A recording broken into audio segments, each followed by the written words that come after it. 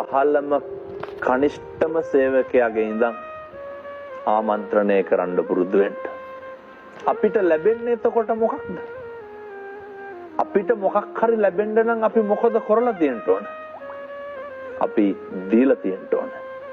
ඔය විදිහටම මේ සේරම හිතනකොට අපි hina වෙන්න කලින් තව කෙනෙක් කට පුරවලා අපිත් එක්ක hina වෙනකොට සමහර මිනිස්සු ඉන්නව නේද ඔය මූණක් දිහා බලලවත් hina වෙන්නේ නැති.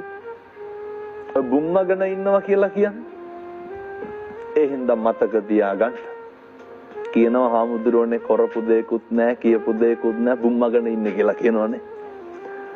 ආයතනවල බලන්න මේ මූණක් දිහා බලන්නේ නැහැ.